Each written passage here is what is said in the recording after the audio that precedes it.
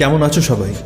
আশা করি সবাই খুব ভালো আছো, কারণ আজকে তোমাদেরকে যে গল্পটা শোনাবো সেটা আমি জানি না কোনো সত্যি ভূতের গল্প কিনা। কারণ এতদিন আমরা আমাদের ভয় পেও না চ্যানেলে যে গল্পগুলো বলে এসেছি, যে এপিসোডগুলো করে এসেছি, সেটা প্রতিটি সত্যি ভূতের গল্প নিয়ে তৈরি। কিন্তু আজকে আমরা যে গল্পটা বলবো সেই গল্পটা একটি খুব বিখ্যাত ভৌতিক গল্পের লেখকের এই গল্প। যে লেখকের গল্প আমরা আজকে বলবো তার নাম হচ্ছে প্রদীপ চট্টোপাধ্যায়। তিনি একটি ৪৫টি গল্পের সংকলন লেখেন। সেই সংকলনটির নাম হচ্ছে সবই ভুতুড়ে। এই সবই ভুতুড়ে সংকলনটির যেটা প্রথম গল্প, সেই গল্পটি আজকে আমি তোমাদের কাছে শোনাবো। সেই গল্পের নাম হচ্ছে একটু আগুন হবে স্যার।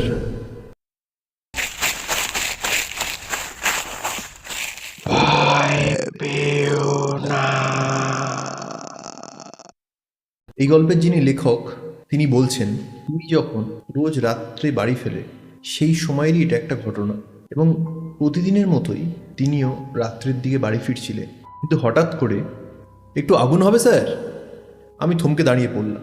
এই একই রাস্তা ধরে আজ বছরের পর বছর আমি যাতায়াত করছি, কিন্তু কোনো দিন এমন ঘটনা ঘটেনি। শীতকাল, আমি একটি মফস্বলের দিকে থাকি। এমন জরুরি কাজ যে রাত ১২টার আগে বাড়ি ঢোকা স্বপ্নই বলা যায়।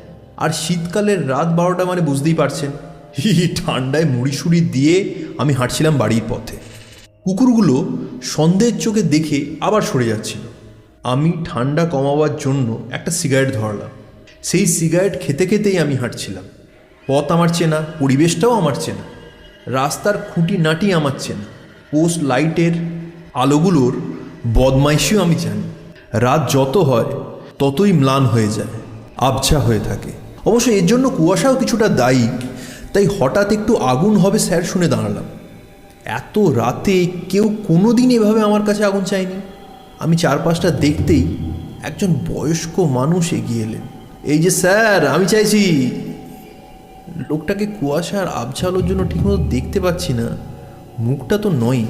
আমি বললাম, আপনি ঠান্ডার রাতে এখানে কি করছেন? আপনার গায়ে তো তেমন পোশাক তো নেই, শীত করছে না?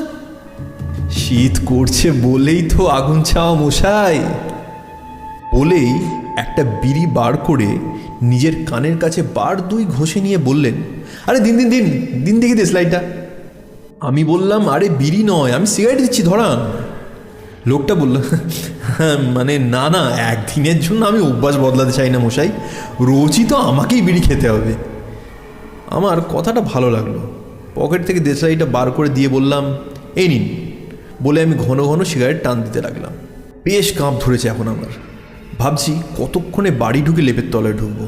লোকটা বিড়ি ধরিয়ে দেশলাইটা দিতেই চাইছে না, উল্টে বলল, তা মশাই প্রায় দেখি রাত করে পথে যেতে, কি কাজ করেন? আমি কথা না বাড়িয়ে এগিয়ে যাওয়ার জন্য পা বাড়লাম। দূর চাই, একটা দেশলাই বই, অন্য কিছু তো নয়। এমন সময় লোকটা ডেকে বলল, আরে দাঁড়ান তো, আমি কারোর জিনিস নিই না, দেশলাইটা ফেরত নেবেন তো? আমি বললাম, থাক না, আবার যদি আপনার প্রয়োজন হয়। লোকটা বলল, আর দরকার হবে না, বহুদিন একটু আগুনের অপেক্ষায় ছিলাম মশাই।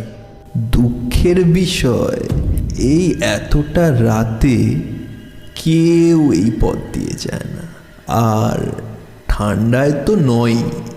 তা আপনাকে মাঝে মাঝে দেখে তকে তকে ছিলাম, আজ আগুন পেয়ে গেলাম। আমার খুব রহস্যময় মনে হলো লোকটাকে। এমন সময় কুকুরগুলো ঘেউ ঘেউ করে ডেকে উঠে আমার দিকে এগিয়ে এসে আবার পেছন ফিরে ছুটে লাগালো। আমি এর কোনো মানে খুঁজে পেলাম না। হঠাৎ লোকটা বলল, স্যার আমি আপনার কাছে কৃতজ্ঞ এই আগুনটুকু দেবার জন্য। তার পরের মুহূর্তে আমি আর আমার মধ্যে ছিলাম না, কারণ একটা দেশলাই কাঠি তিনি জেলে নিজের গায়ের ওপর ফেলে বললেন, পড়েছিলাম বছর ধরে পচা গলা হয়ে, আজ আবার আগুন আমার মুক্তি দিল। কুকুরগুলো ঘেউ ঘেউ করে তেড়ে এলো আবার। চারদিকে চেয়ে দেখলাম কেউ কোথাও নেই, কিন্তু আশ্চর্য, শুনে ওই জায়গাটা থেকে কেমন ধোঁয়া উঠছে। আমি আর মানে খুঁজতে গেলাম না, যতটা সম্ভব দৌড়ানোর মতো করে হেঁটে বাড়ি এসে দরজায় নক করলাম। আমার স্ত্রী দরজা খুলে বললেন, কি ব্যাপার? এই ঠান্ডা এত ঘামছো কেন? শরীর ঠিক আছে তো?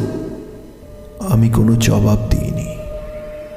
আজকে এই গল্পটা প্রদীপ চট্টোপাধ্যায় সবই ভুতুড়ে সংকলন থেকে তোমাদেরকে শোনালাম।